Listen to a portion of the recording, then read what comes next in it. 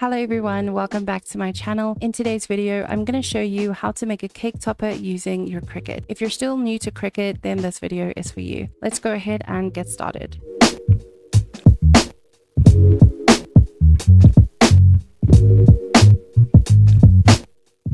Okay guys, so I have my design pretty much ready to go, but I am going to show you how to do this from scratch, because I do think that the design is a very important element to think of when you're making cake toppers. If your design is not stable, your cake topper is going to flop all over the place, just like this. And the reason why my cake topper is doing this is because I did not weld the eye to the B. So it has no stability and it's just flopping all over the place.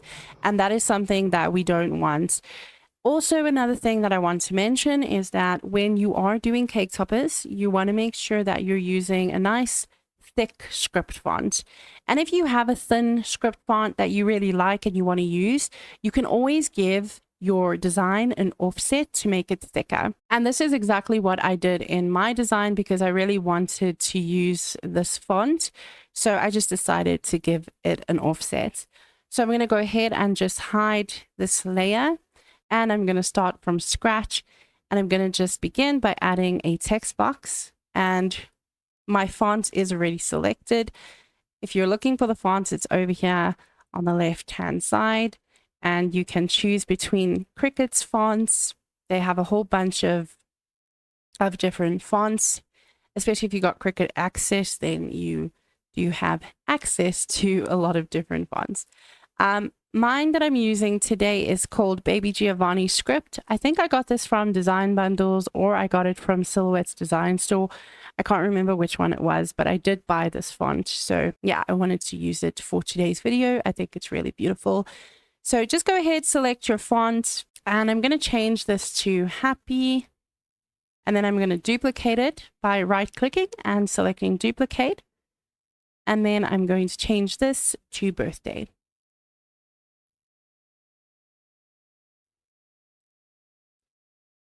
Okay, we can go ahead, make this a little bit bigger, just so you can see what I'm doing. I'm going to move this off to the side because I'm not going to work on this right now. I am going to work on the word birthday because my I is not welded to my B and the dot on the I is not welded to the text. I'm going to go ahead and do that. So to do that, I'm going to right click on the word and I'm going to click on ungroup, and that's going to create a different layer for each and every letter. So I'm going to select from letter I to Y, and then I'm just going to use my arrow keys on my laptop and just shift it to the left, just until it's touching the B. And then I'm going to select over the entire word birthday. I'm going to right click, and then I'm going to select combine, and I'm going to click on weld. Okay, so that's looking a little bit better. Now I'm going to zoom in a little bit because what we want to do now is attach the dot of the I to the body. So the easiest way to do this is to create a shape. So I'm just going to create a dot, not a dot, sorry, a circle. I'm going to make it a little bit smaller and just place it directly over that dot of the I. And then I'm going to select the word birthday and the dot that I made. You can also select it in the layers panel. So if you click on the circle and I click on the word birthday, then I'll have those selected. Keep in mind to hold down Shift on your keyboard while you're selecting the different layers to select the ones that you want. I'm going to come down to slice and I'm going to slice that. Okay, so now we can move that away. We can actually delete it. We don't need that. And then there'll be another piece. Go ahead and delete that. And now you'll see that the dot is on its own layer. So I'm going to, again, use my arrow keys and I'm just going to move that down just until it's touching the body of the letter I. And then I'm going to, again, select the slice result and the word birthday. And I'm going to go ahead, click on combine, and I'm going to click on weld. So that is looking a lot better. Now I'm going to zoom out. And now we want to attach everything together. I am going to position my text in such a way that the letters are resting on each other. If you're sitting with a design similar to mine, where you have a lot of space here in between your letters, you can always fill it with some decorations or some flourishes, things like that, just to give it more stability. So I'm going to go ahead and position this where I want it. And I'm pretty happy with that. I think that looks nice. I'm going to select over everything and I'm going to click on combine and I'm going to weld that together. Okay, now what I want to do is give this an offset. And the reason why I'm doing this is just so that it's thicker. So I'm going to go ahead and click on offset. And I think this offset is too big. So I'm going to make it 0. Let's try 0.300. That's still a little too much. I'm going to try 250. That's a little bit better, but it's still, I think it's still too much. 200. Let's make it 150. Okay, I think 150 is good. So I'm going to go with 150. I'm going to hit apply. And then I'm going to go ahead and get rid of this. And I think I made it too thick. So I'm just going to undo that by hitting Control Z on my keyboard. And I'm just going to make the offset just a little bit smaller. I think 100 should work. Yeah, that's better. Going to hit apply and just see the weld, not the weld result, sorry, the offset result. Okay, I'm happy with that. So I'm going to get rid of that. And now what I want to do is just fill in these areas over here so that my cake topper is a little more sturdier. So I'm going to use hearts today, and to get a sort of stroke instead of a solid heart, you can use solid shapes if you want to. Like I said, you're more than welcome to do your own design. But to get a stroke, we're going to again give this an offset. So I'm going to give this an offset, I think of about 200. Let's try that. Actually, let's make it 300. I do want this to be quite thick. Okay, I'm going to hit apply. And then I'm going to get rid of the middle shape. No, I'm not going to do that. I'm sorry. Gosh. I'm going to select the offset that I just created.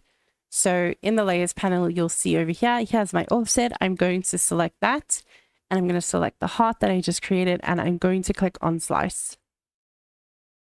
Okay, so now we can get rid of that middle piece. There'll be another piece. We can get rid of that. And that looks really nice. I really like that. So I'm going to go ahead and resize this. Maybe turn it around a little bit. I want it to sort of be resting on the H and the B. Something like that. And then I'm going to duplicate this. Make it a bit smaller. And I want it to sort of fit in between the B and the heart. Something like that. That is looking really nice. I'm going to hit Control V because I did duplicate this already. And I'm going to put one here. Maybe just turn it around a little bit. Something like that. I'm happy with that. And then again, just going to duplicate one more. And I'll put this one by the D and the A. Something like that. So now that that is done, I'm pretty much ready to weld all of this together. So I'm going to select over everything by just clicking and dragging. And then I'm going to click on combine and I'm going to click on weld. So that is all welded together and there is my design, and that's how easy it is to create a cake topper. So I'm going to use the one that I did initially because I like this one. But I just wanted to show you that whole process. So before we go ahead and cut this out, you do need to resize your cake topper. You don't want a huge cake topper. I would say the size I would go for would probably be about 18 in width, and the height, you'll really just need to see how your design is. It really depends on your design, but to be safe, I think I'd just make it maybe 17 in width. I'm not worried about the height because I don't have a high cake topper, if that makes sense. So the design is not really, doesn't have a lot of height to it. So 10 is fine. I'm going to go ahead and click on make. The material that I'm using today is A4, so I'm just going to make sure I select A4. I'm going to go ahead, click on continue.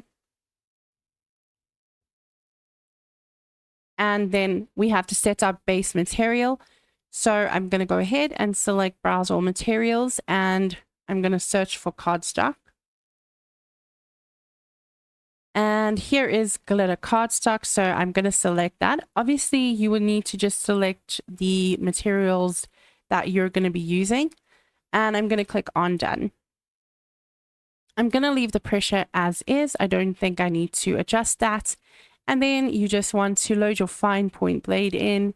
And then when you've done that, you can load your mat and then press go. I like using glitter cardstock for my cake topper, but you can also use metallic stock or even plain cardstock if you want to. So I'm going to use my standard grip cutting mat for this project, and all I'm going to do now is just line up my cardstock with the left hand side of the grid. Now I'm just going to load my mat by pressing the flashing arrow on my Cricut, and once the mat is loaded, I'll press the flashing go button.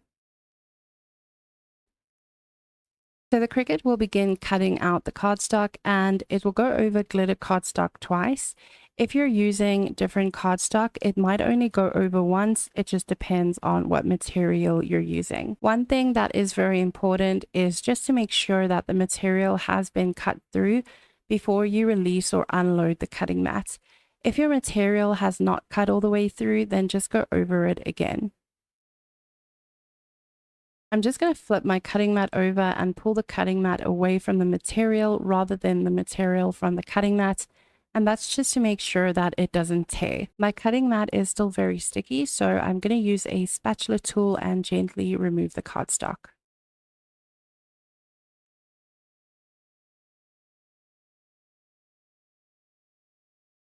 Now all that's left to do is assemble the cake toppers, and you can get creative with this part. You can use skewer sticks to hold the cake topper up, acrylic sticks, or you can use party sticks, which is what I'm using in today's video. To glue the stick down, I'm just going to use some Bostik clear glue.